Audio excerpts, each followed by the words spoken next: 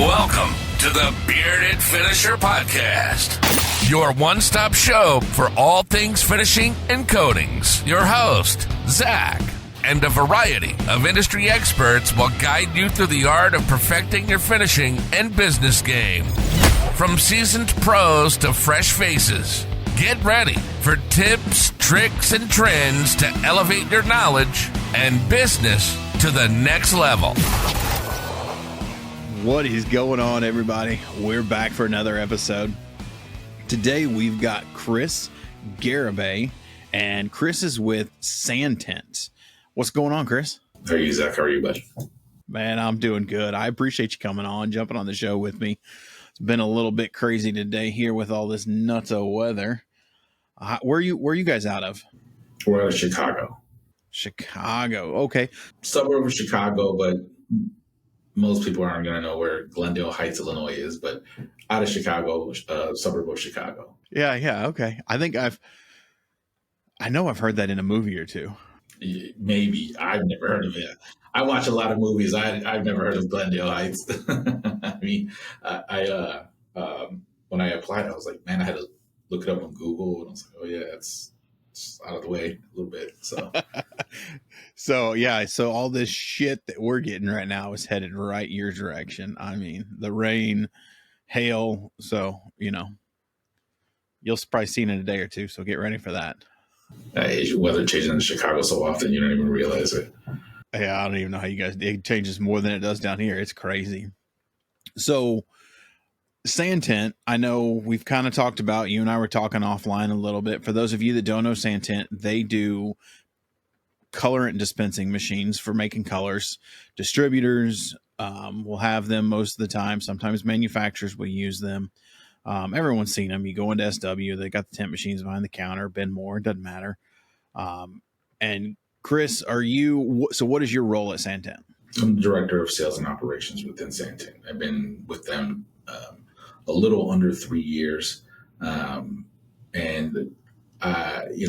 We have three major verticals here in the U.S., and it's architectural, automotive, and industrial, with automotive really carrying the lion's share of that business. I mean, automotive carries it's nuts how small the automotive market is, but how big it actually is. There's just, there's so much to it, but it's like everything's the same color. It's all Ford, Chevy, and there's not a whole lot of craziness to it, but it's massive. Well, I'm going to throw something out there. Like, for example, Axel Nobel has more than 2 million colors on the automotive side.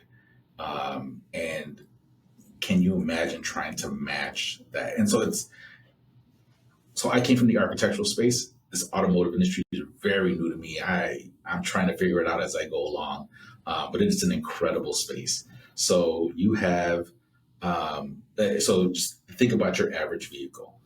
What will happen is maybe 1,000 Honda CRVs are dipped in and painted one color based on one specification of a formula.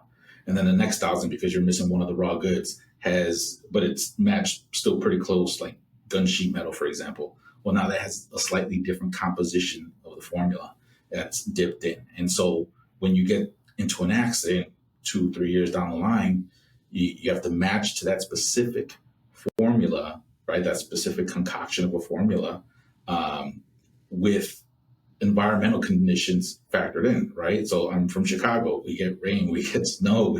There's a lot of things that affect a color in a way that you wouldn't get that in an automotive, in an architectural paint, right? Your house stays pretty consistently 65, 85, depending. And it's it's incredibly complex. It's nuts. So how old are you, Chris? I'm 39. 39. All right. So where did you grow up at? Are you original Chicago kid, or did you grow up somewhere else? Chicago, born and raised. I like to tell people, God willing, I'll die here, right? I mean, I know the comeback to most of that would be with Chicago. That seems like should be fairly easy. Yeah, I mean, I moved for a while. Okay, so here's what's funny.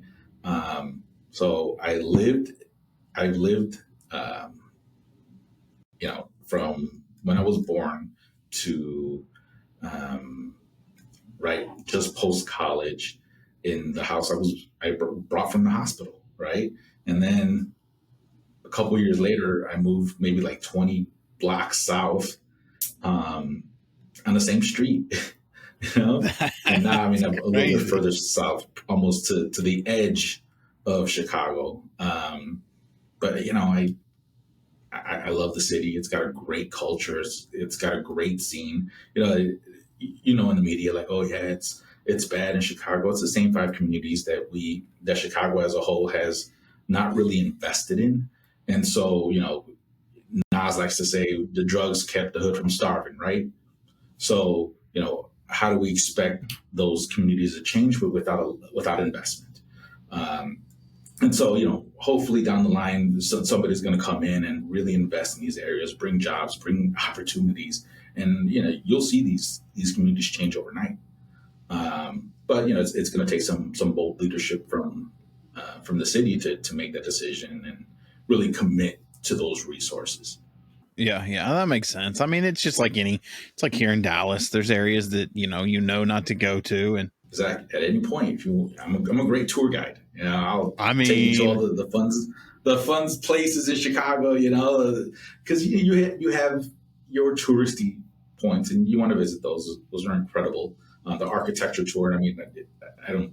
I'm not getting paid for it, but that architecture tour in Chicago, fantastic. I've gone at least half a dozen times, and it's different every time, and it's amazing every time. So anytime somebody comes, we're going to the architectural tour. You got to put that on your list.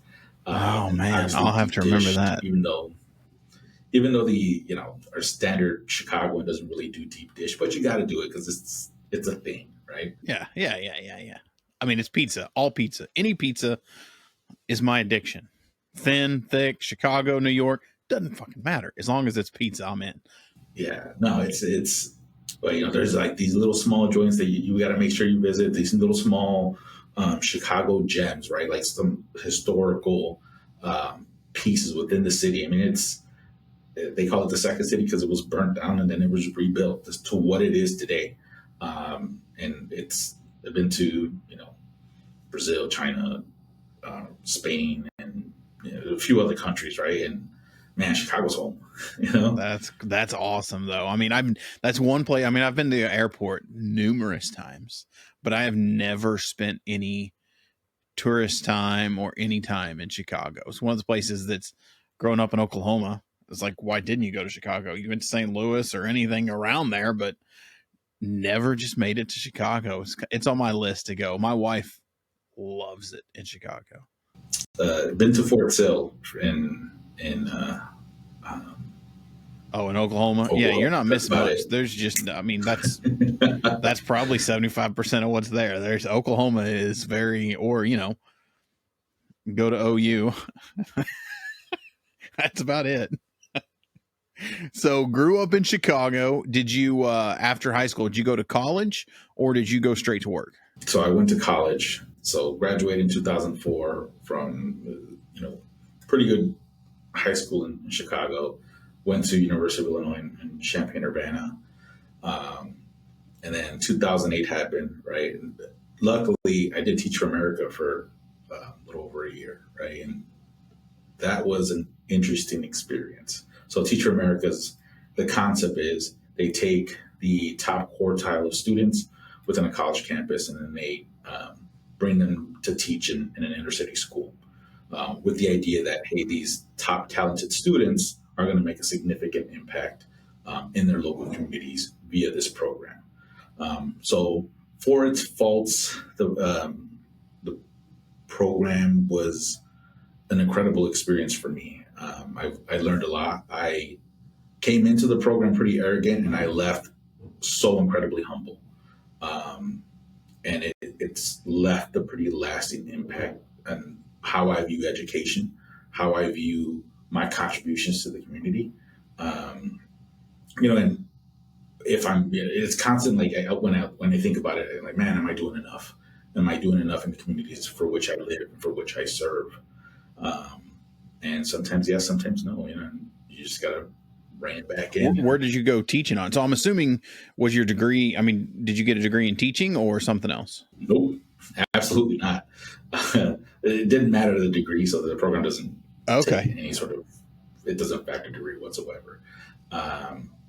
But it's just like you train for, over the course of a summer on teaching fundamentals, if you will.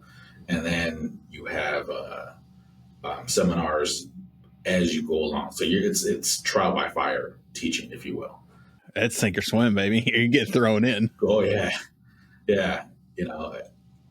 I mean, it's hard to say that I wasn't anything more than a glorified substitute, with the exception that, like, okay, well, I had to develop curriculum and I had to do these other things that, but it was drink through a fire hose. It was challenging.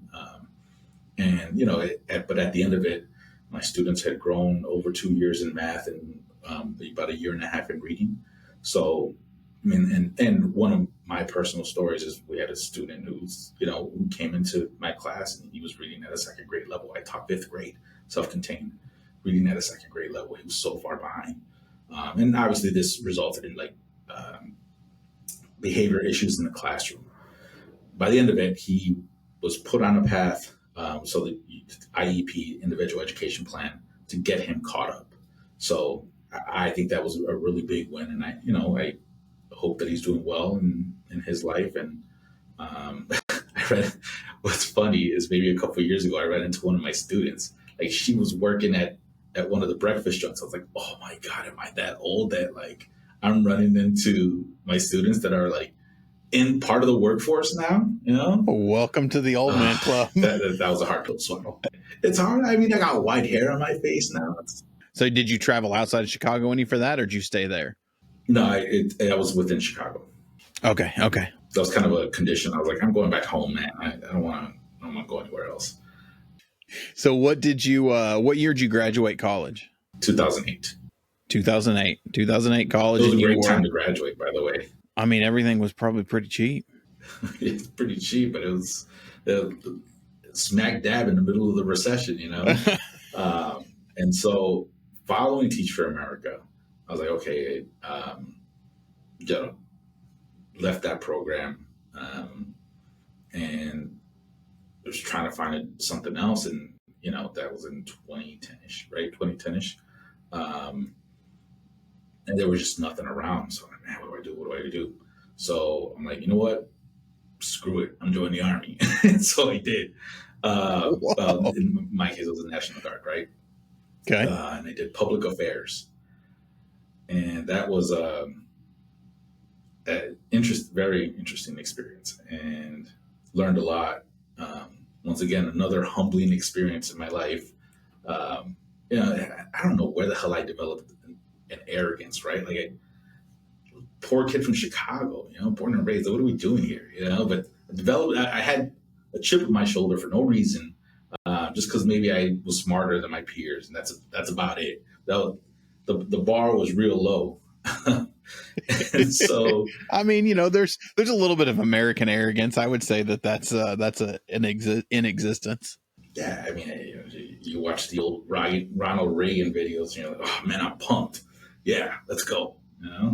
So, but you come across guys from all walks of life, and I had one of the guys when I was in basic training, had his own business and was just kind of like, man, I don't know if this is going to survive, so I'm just trying to do something to keep us afloat.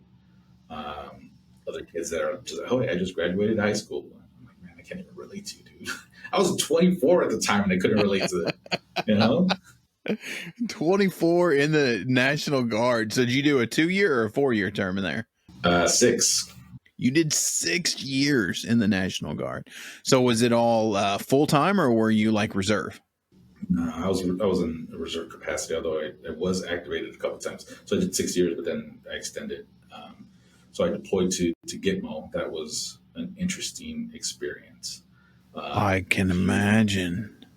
You at the time, it was the 9/11/5 that we're in the process of, going through their court cases. And what did that look like? It was just an interesting experience. Close enough that I was like, I could see them, and I'm like, man, that's insane. Yeah, I mean, that's a little like bone chilling right there. There was an instance where, so during the once again, the proceedings had just started after being halted for 2 years, and there was an instance that was brought up. Basically, was the detainees had said that they were being tortured and whatever. And the Red Cross has an office there, right? While I'm not there, I wasn't there to see it. It's highly unlikely that would have happened in that space with the Red Cross in that space, right? That they can report something to, that sort of thing. So they're saying, "Oh, I'm tortured. I can't sleep. I hear vibrations." That sort of thing. Okay, sure. And so they're in the middle of these proceedings, and finally the government goes up and like, "Well, do you sleep at all while you're here?" I'm like, "Yeah, we sleep." "Do you dream?" "No." Or he's like, "Yeah, I dream." "Do you dream about the 2,997 people that you killed?" And so objection, and so it's God, that was an incredible. Wow, yeah, that's and I mean, I did that for a year, and I mean, it's just you get to view a different side of the military. You get to view a different side of how the world operates. I can imagine. And that kind of reminds me of when you're talking about that lawyer talk. I've had to do jury duty one time, and I got sucked into a federal case, murder trial, and talking about some messed up stuff. I mean, you're seeing dude burned another dude alive. You're seeing pictures of like charred bodies, and the whole objection and the comments that the lawyers make.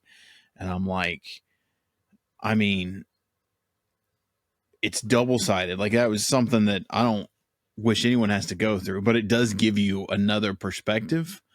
But also on the fact of, like, lawyers are some pretty savvy, quick thinking sons of guns, because they're up there talking and they just come up with these little one-liners, and everyone in the courtroom's like, "Oh," and I'm like, man, these guys are quick. These guys got to be quick on their feet. Well, if I can paint the scene, right? So here we are. We're in this. You're in the middle of a desert valley within Cuba, right? And in that valley, you have a like it's like just a random building, right, with barbed wire fences all around it.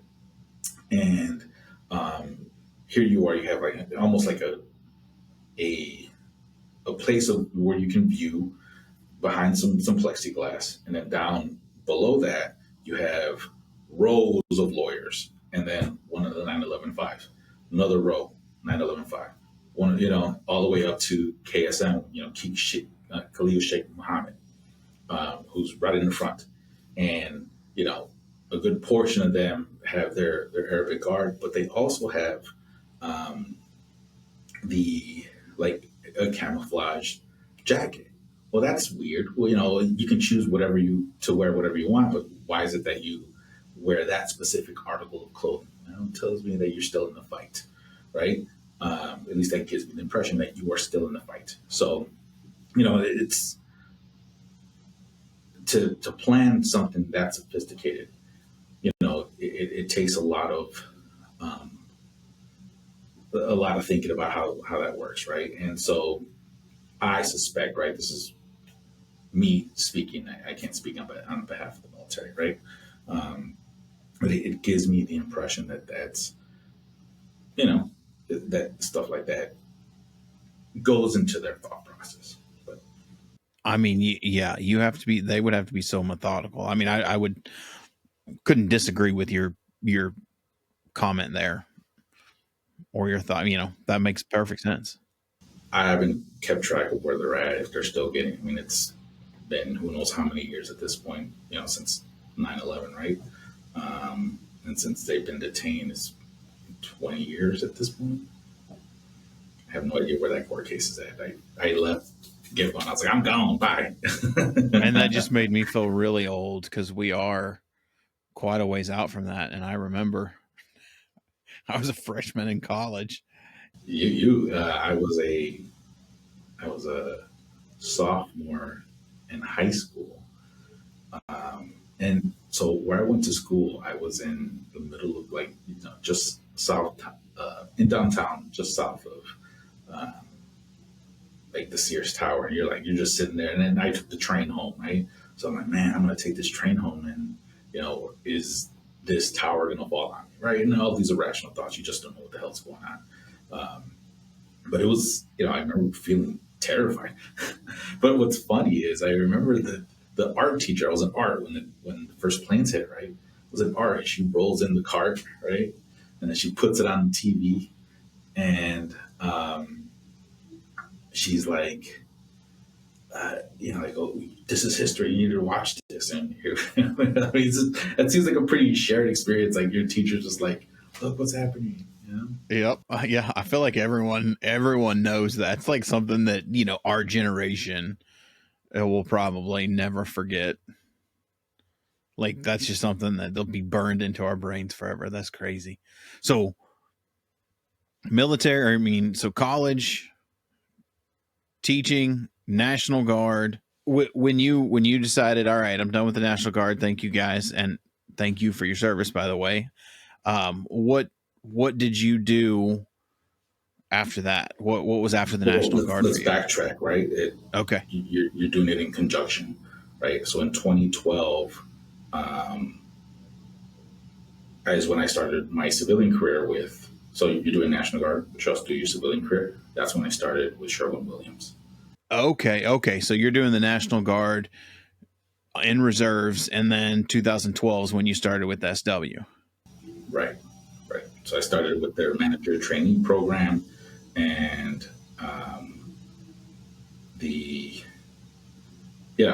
you're the multi-tool of a store at that point, So open up the store, close the store. You got to do the inventory. You're like the most reliable person behind the store manager at that point. Yeah, that manager trainee position, it's a great pro. I mean, I've never been in it, but I've known some guys who've gone into it. Like, there's a lot of guys in the industry. I'm trying to think of how to word this. So back in the day, my dad was in the restaurant business. And if you were a restaurant owner of any chain, your goal was to get a Fridays manager, because they had like the ultimate system. And if you went through management training at Fridays, you were like a hot commodity. You could pretty much go to any restaurant that you wanted. And like when I got into the painting world and you start following it and see it, like that kind of to me is how the SW training program was. Because I mean, you go into the management training program and you pretty much write your ticket. And if you want to stay in distribution or if you want to go into sales, I mean, you've got a clean, I would say, express lane pass to get into that amongst a lot of other people that may be trying to do that. Is that something that you witnessed firsthand? Yeah. I mean, it's in a lot of the, like, couple things happened during my time at Sherwin, right? So you would see that people would get poached from Sherwin to Benjamin Moore, and then there was a big Valspar exodus in Chicago for a while. So it was like, I think it was like 12 or 15 Sherwin folks that were store managers and sales reps, and then they left, and this was when Valspar was separate. It was its own company before Sherwin eventually absorbed them. but it was like, it was a big deal. It was like, everyone's like, oh my God. I mean, um, I feel like the same thing happened on the West Coast too with Kelly Moore. Like there was like something happened and there was a ton of SW guys in the Texas and California market, and they all went to Kelly Moore and stayed for a good while. And, you know, it ended up about like the Valspar deal. It just turned around and they all turned around and went back once Kelly Moore went belly up here recently. right. No, I think they dissipated. Ended up dissipating. I don't know if anybody stayed there long term on the Valspar side. And then there was another exodus, and um, folks went to Bear at that point. Um, and some of them are still there. If I remember, kind of keep in touch with some of those contacts. Though I think Bear was a little bit more permanent um, for those folks than it was for the Valspar and Benjamin Moore exodus as well. Benjamin Moore. So Bear, Benjamin Moore, those two were stayed pretty long term. Still there. Still there. So, but yeah, those are the two that you kind of remember as, you know, a pretty big swath of employees went that direction. Yeah. So give us a little background on your SW career. Manager trainee for how long before you went into your own store? I mean, they push people up pretty quickly. So, you know, I was with Sherwin a total of 5 years.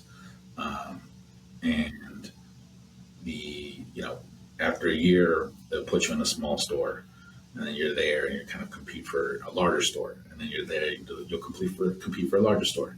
And then at that point, there seemed to be some crossroads. So some people would go sales rep, some people would go to larger stores, but they at least wanted you to have that store manager experience before you became a sales rep.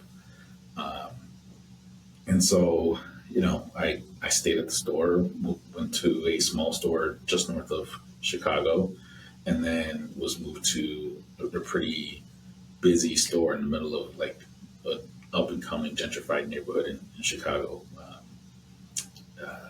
Logan Square is the community, and so, you know, what's funny because that's where I ended up after the 6 weeks training. That's the store that I ended up, and then that's where I would finish my career show. So it was like almost like a full circle kind of thing. So That seems pretty rare though from guys that I've talked to in SW, and correct me. And it may just be when you get into the sales world and the management, but like I've known some buddies through my time in the painting world who, you know, you only get so many moves in a district, and then it's like you got to go to another district. Like you got to leave, and that's it. yeah, it's one of those, if you want your career to progress, you got to move. You know, and I don't know if it's one of those situations where they value like, hey, you know, let's say you go from Ohio to Detroit or Detroit to Chicago, you bring a different outlook, right? You kind of bring in fresh blood, a fresh set of eyes. And it's been successful for them. I mean, you see it, they continue to grow, you know. In Chicago, I believe when I started, they had maybe, you know, 85, 90 stores. By the time I left, we were at like 110. You know, I mean, it just continued to grow monstrous, and it's their products which are pretty incredibly solid. It's their consistency in customer service, right? So, like, I know that if I go to one store, I'm going to get the same level of service and with the same level of products, with the same pricing at another store, and I don't have to guess, you know. Yeah. And so, Well, I mean, it's the yeah, like you said, the consistency, and it's that training program that you went through, the manager trainee program, and all the managers are going to treat you the same. And for what they do, their model works perfect versus, I mean, PPG never could really get it kicked off. But for Benjamin Moore, for instance, it's a hard comparison because every Benjamin Moore is independently owned and operated. They just sell the paint. Like they own their own store. They're not a corporate store. So pricing structure, what products they're carrying, like the consistency that SW brought to the painting world was like game changing, and no one across the country, it doesn't matter if you're in Charlotte, North Carolina, or Ogden, Utah, you're going to get the same products. I mean, they're going to carry them. What's new, what's kind of, well, maybe not new, right? And honestly, I haven't done the history on the entire thing, but an observation from this point of view at this point, right, is there is consolidation now, right? So when I was at Sherwin, there's, oh God, it was a couple JC Lick stores, right? And they had like 5 or 6. I mean, now they're up to 21, and that has brought some consistency in that market because they have the same products, they have the same pricing, and that ownership, that leadership I think, is important and very competitive for Benjamin Moore. Now, on the paint store side, and you have the hardware side, which is a completely different beast altogether. But I don't think they sell a whole bunch of gallons out there, or buckets, just gallons to paint a room. So it's not necessarily as important.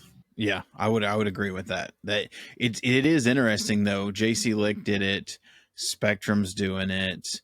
There's a couple guys in the Northeast that are starting to, like, you're seeing the guys that really honed in on paint distribution are now kind of saying, I'm going to dip my toes into the hardware side.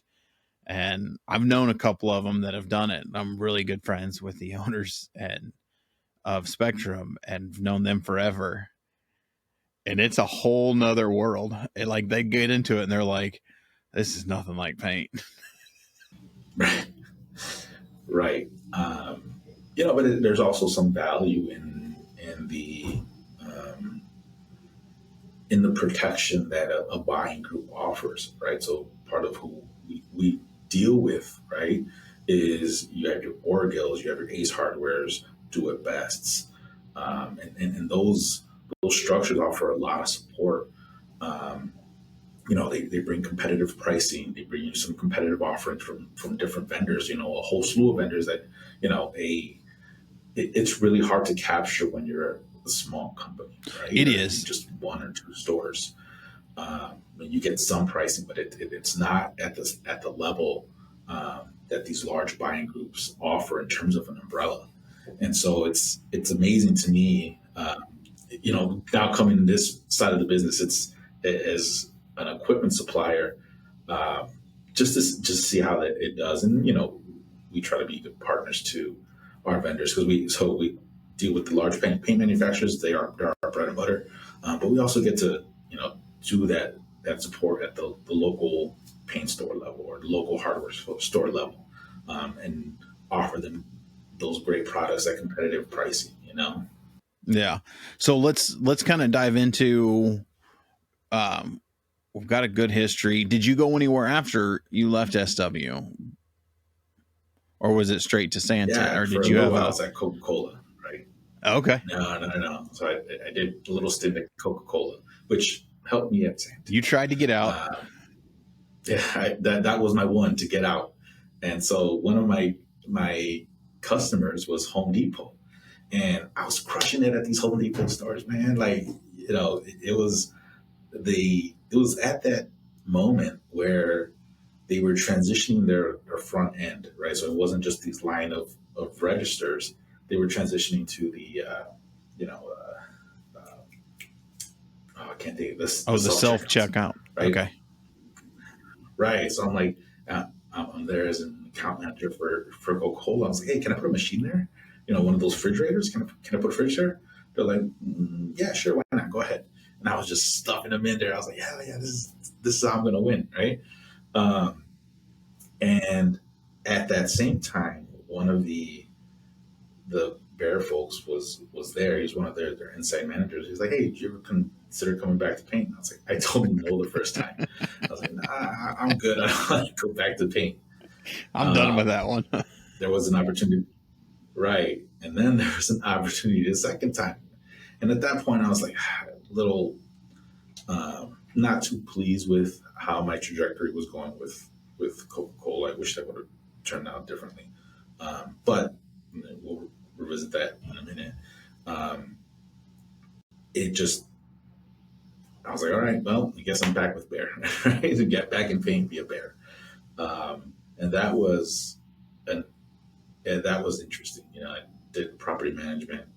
Um, I was a property management rep um, for them, and Bear's got some great products. They got some incredible products. Oh, doing coatings for property management, man. Property management in the coatings world, that like might as well be used car sales, man. That one's cutthroat. Oh yeah, because it's all price. They're like all price, Yes.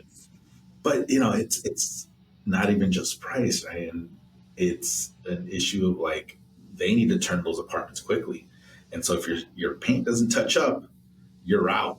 Like zero margin of error. Like I need to be able to come in, feather this hole that somebody made, and then turn this apartment because I only have 48 hours. I want to collect rent. And so that was an interesting landscape.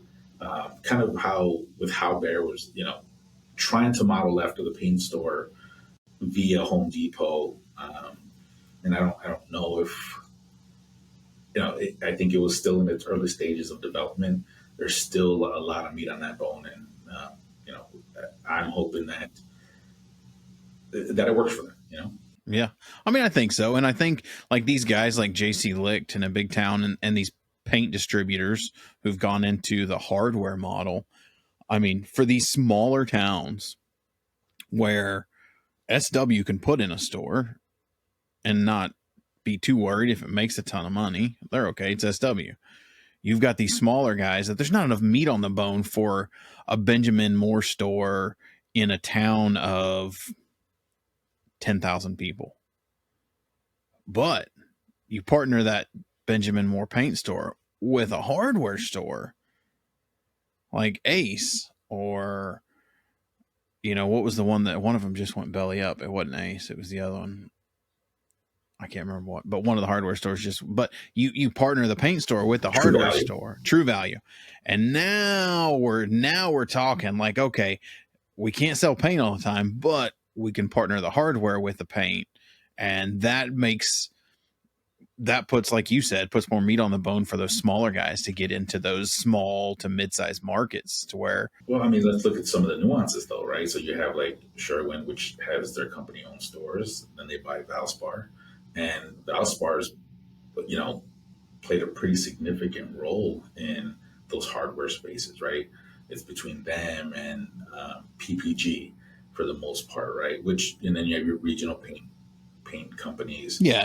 The regional guys are all over. Your Florida paints, yeah, and the regional guys they do a really great job at that customer service piece and that delivery piece, But man, going up against Sherwin is tough.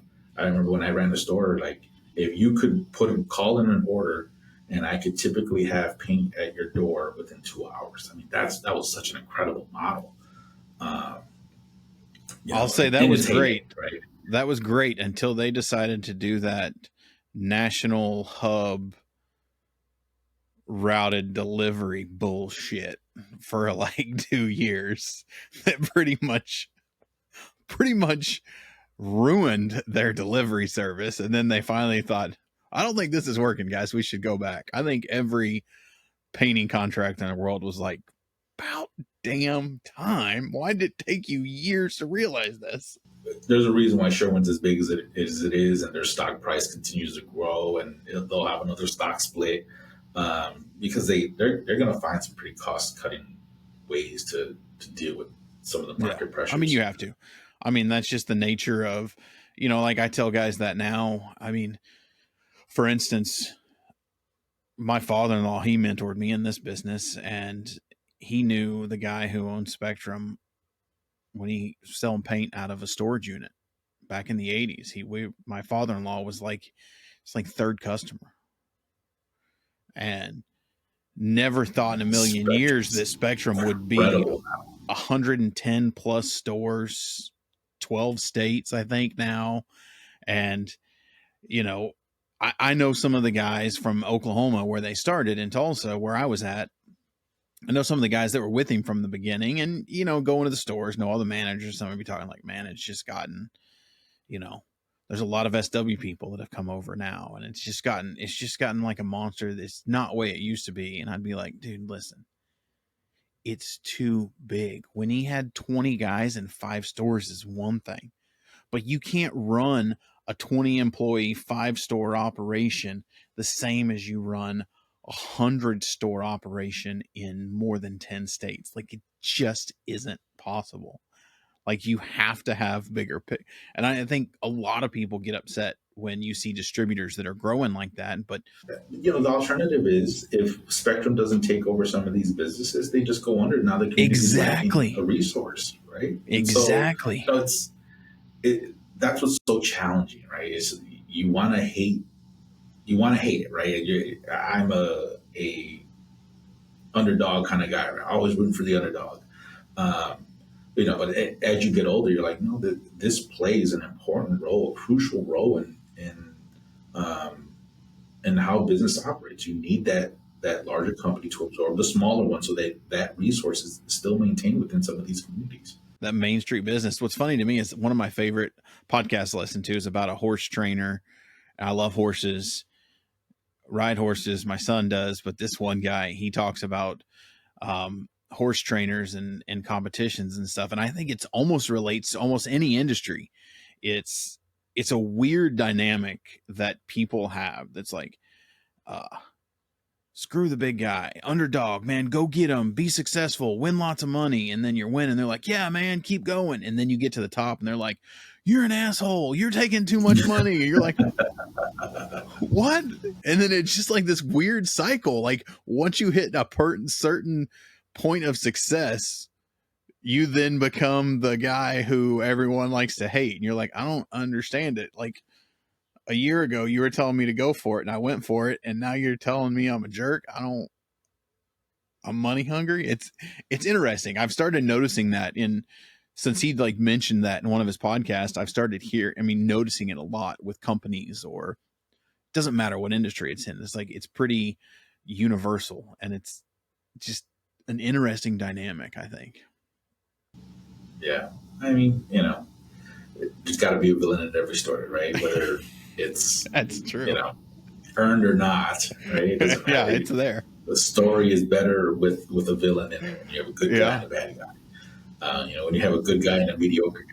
Yeah, let's jump into Santint a little bit. So you've been in Santint for a little under 3 years, director of sales and U.S. operations. Just give us a brief history of where, I'm not mistaken, Santint, it's a European manufacturer, and you import the machines, correct? So Santint is a global company. Its manufacturing base is based out of China. Okay. Most recently, they launched this brand new state-of-the-art facility. I mean, we're talking about like 1.2 million square feet, fully automated, robots running all over the place, you know, kind of thing. And it's an incredible space. And, you know, kind of early on in the, you know, when I came on, they were kind of going through a Santint in the U.S. was in a space where it's kind of like pretty vulnerable. Like, well, what are we doing here? What's our identity? Like, how do we compete with, you know, the fluid management, the Heroes, the Corubs, right? And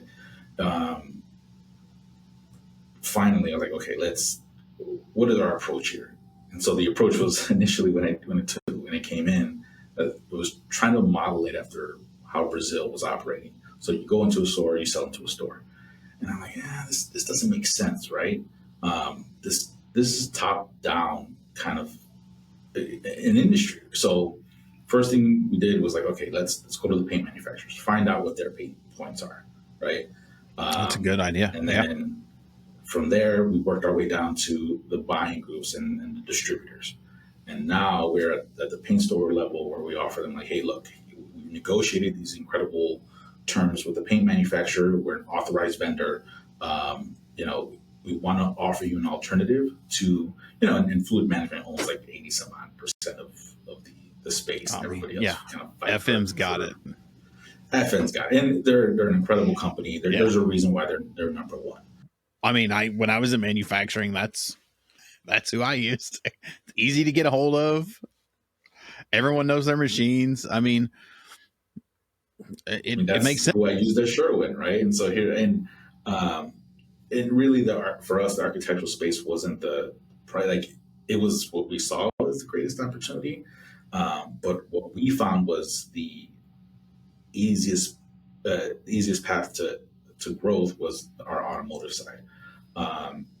Because I don't know if you know about the automotive side, they're still mixing paint by hand via a scale, which is crazy to me. I'm like, what do you mean? Like on architectural side, we've been mixing paint with the machine forever. Like, what's going on here? They built $1 billion industry with 2 million colors, despite all that, right? You've got the racks that's manually rotating them, and I mean, I did my own color tinting, and that's how I did all my color matches, because I'm a little BS company and I'm not spending money on a tint machine, so I get it. But you're talking, you walk into like here in Texas, you probably know them. English Color is a huge distributor in the South Central region. They're everywhere. Oklahoma, Texas, New Mexico. You walk into their store and you walk into their tint room, and it's just 10 by 12 tent room, and it's floor to ceiling 1 gallon and quart cans with the pour spout lids on them. Right.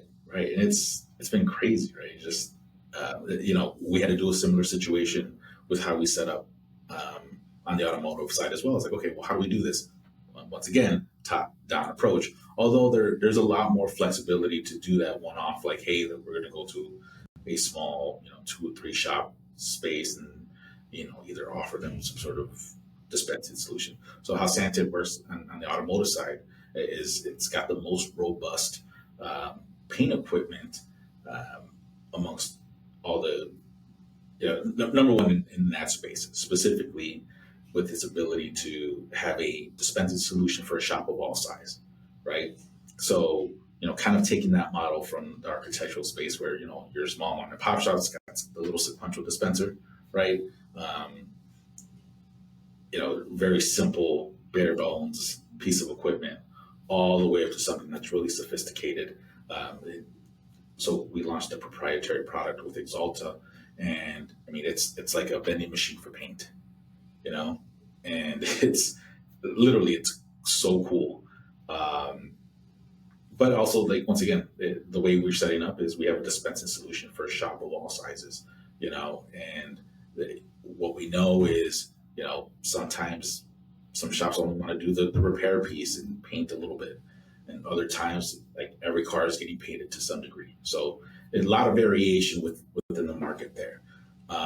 But here's where the statistic lies, which I think is incredible. So 6 in 10 pours was an over pour. So basically you're like, hey, this 4-ounce formula is this. I put too much because my hand slipped a little bit. So now I got to double the formula, right? Now I have to do 8 ounces. Yep. Well, and 6 in 10 pours was that, and then 1 in 10 was a mistint. And sometimes you can kind of like, just like we did in the paint store, you got pretty creative. Like, you can take a formula and make it to something and with enough coloring. But who's got the time for that? Who's got the resources? Everybody wants it now. Yeah. Right. When you get a gallon of paint that's costing you $800, how willing are you to try it out? You're just not. So, now that there's this dispensing solution, like, I foresee it picking up very quickly here within the US. I mean, in Europe, they're that Exalta machine, I believe they have over 300 already in shops. A little bit slow to adopt it here in the US, but we're starting to see it pick up really quickly. And it's I credit PPG's Moonwalk with really, like, bringing it to market in a way that makes sense and developing like an ecosystem. Now, it's not just the paint machine is only a piece of that. You're talking about a solid color, a spectral machine with an accurate scale, with a process centered around it, and so, bringing that to market, and not right now, I don't see every paint manufacturer having the ecosystem. I know PPG's done it. I know Axalta's done it.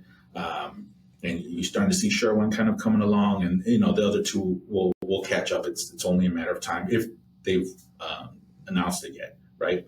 But you see it. It's going to be incredible for the market. It's going to be incredible for the automotive side. It's really going to be incredible for those shops that need it, right? Some of these painters are paid on commission. Do you really have time to sit there and mix paint every single time? Like it's just not sustainable. This model as it is just not sustainable. Yeah. Well, what's interesting to me, and you and I were kind of talking, and I kind of want to hit on this, was like from my time in the finishing world and doing high-end cabinet finishing, I started doing my own color because I was tired of waiting on the paint store, and I was doing solvent 2K, long story.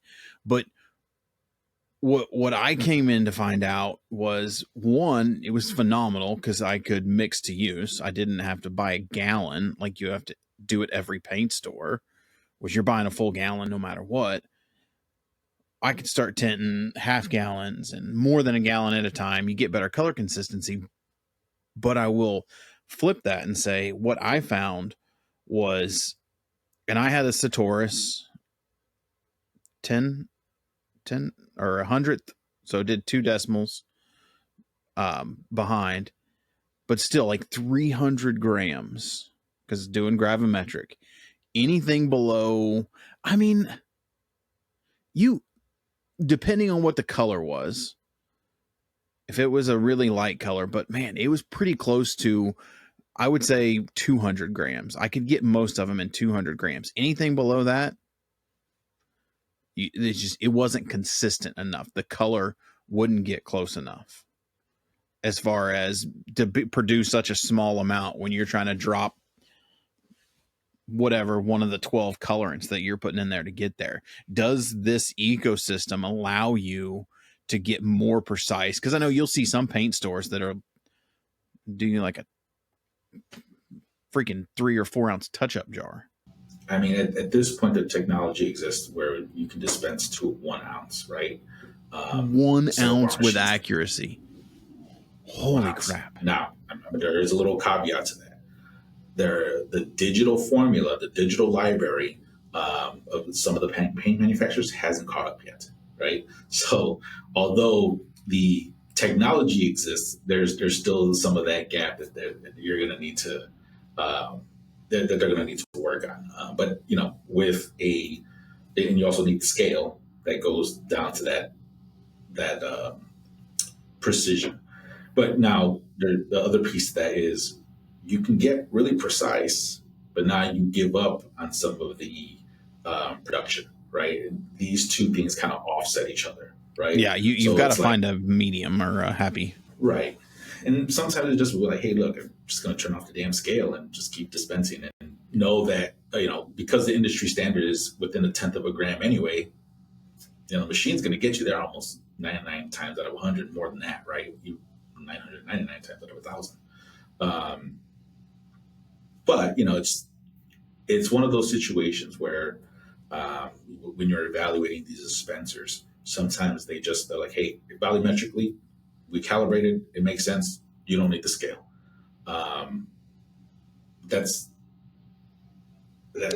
To us, that's tough, right? I don't know if I'm willing to give up that level of control. Yeah. And so all of our pieces of equipment have that scale option built in. And we leave it up to the end user to decide whether they're going to use it or not. It's just a click of a button if you want to disable. But having that tool there, I think, is really important.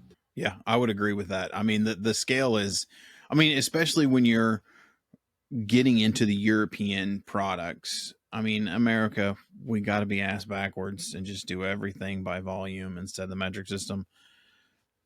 That's like a whole hour podcast in itself, so we won't go into that one. Sure. But the gravimetric side, like the preciseness of these colors, when you get down to, you can go to any paint store in the U.S. right now. I don't care. Doesn't matter. And get 5 gallons of paint in singles. And anybody that tells me you're not going to get 3 different colors is completely full of shit. Like, I don't care. They like the volumetric. I don't know what, but it just cannot. I don't know if it's the preciseness. I don't care. You get 5 individual gallons, all the same color. You will have 3 different colors between those 5. You got to package them together. But when you go volume or when you go gravimetric, it doesn't matter. That's, to me, the crazy part. Why that adoption hasn't come sooner and why it's still out there in volumetric. It's weird. Once again, it's an inverse relationship, right? It's production. I don't know if I would even have time. So when you have that volumetric, that gravimetric like verification, it slows it down substantially. So when our machine's just running and it's just dispensing, it's pushing out cars like all day, every day. But it's a lot more difficult when you add the scale. Like, it adds that extra verification, and sometimes depending on the tolerance levels, sometimes it'll say, hey, maybe we need to go back and revisit that formula, and it does slow it down. But when you're talking about that extra verification versus the time it takes to redo that vehicle, right?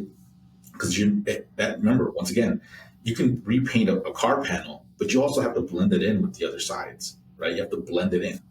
And if you're not blending it in, well, then the car is going to look janky. You could do the most incredible repair on a vehicle, but if that paint finish doesn't look good, they're going to question the quality of the work. So, you want to get that color to be spot on. You want to get a good finish, product, if you will. But finally,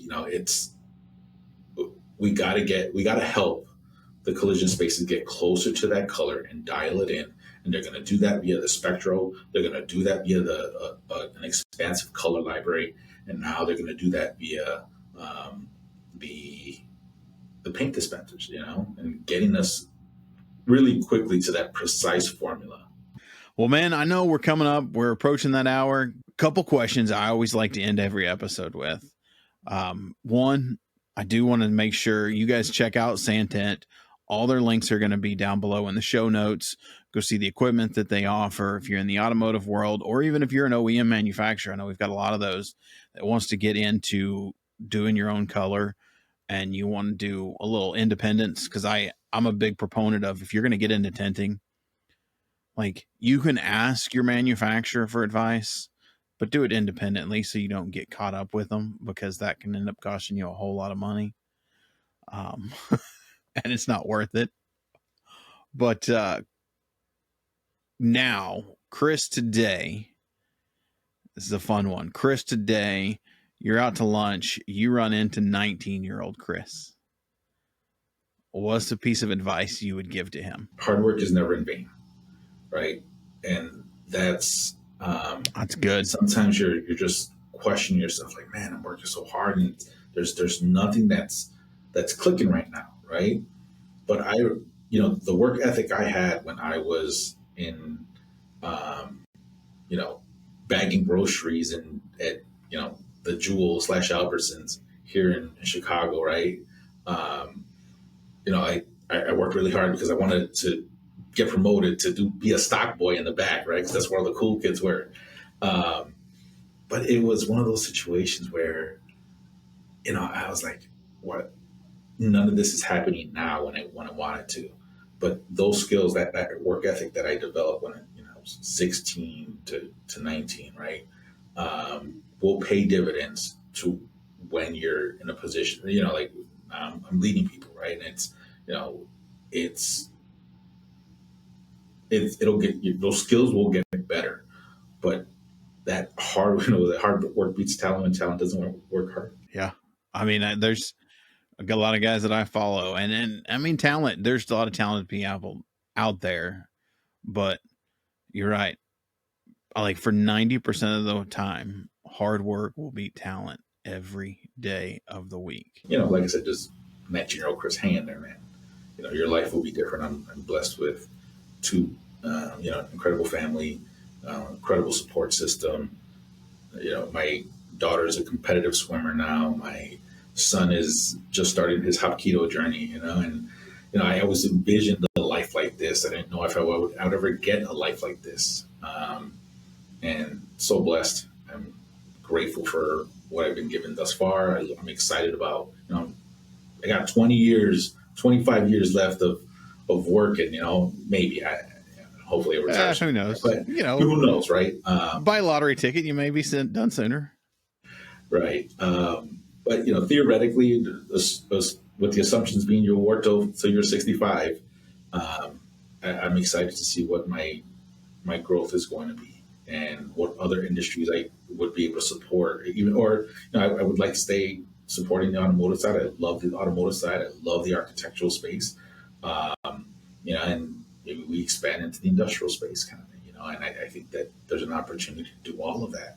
And it's exciting. I'm excited. There's a lot of growth on the industrial side. It's really in all aspects involved in architectural coating. The industrial side, I think, is industrial wood, industrial metal, 2-component. I mean, it's prime for some awesome things to happen, I think. Yeah, and we're going to get there. I was like, look, when we set this up, this is going to be amazing. I promise you it's going to look good. And I believe, kind of like thinking about that Tesla model, right? You want to be a data company with machines, right? I think that's what's missing in these industries, right? They're just slow to adopt some of these data measures. And if we can get them all on board, I think about how efficient that we could be. Think about how competitively priced we can be, and what that can do for the market, what that can do for the industries that we support. Yeah. I'm excited to see what you guys do at Santint. I think you guys got some cool products out there, and see how you guys move into progress from the automotive and get more in depth and more inundated into the industrial and architectural world. We got some stuff lined up. I'm excited about it. Oh, nice. Final question. What's Chris outside of work, man? What's a passion? What's a love that you have that's not outside of work, so the community can get to know, you as not in the painting world? Right now, my children, right? They're my primary focus. My daughter does, like I said, swimming, and I grew up incredibly poor in Chicago, right? Like, so much so we didn't have a kitchen sink at a certain point in my life, right? And getting to see my daughter like win in some of her competitions, and she's in that space, and seeing her her growth is incredible. And my son now, I remember going to the local park, and they had, and it wasn't expensive, but it was still out of our price range to do a karate class kind of thing, right? But seeing him, now he's in Hapkido, and he's doing stuff, and he's really excited about it. Being able to cheer for them, that's, to me, been the most incredible experience of my life. I'm the same way. I live for my kids. I'll do anything for them. It's the weirdest thing in the world how you can want to throw something out the window and still love it so much. It's ridiculous. Yeah. When they're pestering each other. Yeah. Man, well, Chris, I appreciate you coming on the show. It's been an awesome episode. There might be a follow-up episode once we get dug into this, because I want to dig into Santint a little more, but I don't want to keep you too much longer. But again, brother, thank you for coming on the show. I appreciate it. Make sure you guys go follow Santint, give Chris a follow. Episode every single Monday. We're releasing them. Stay tuned for the one next week, and we'll see everybody then. And that's a wrap on this episode of the Bearded Finisher Podcast. We thank everyone for joining. Keep hustling, keep learning, and never settle for anything less than your best. Remember, the path to perfection is a journey, not a destination. Until next time.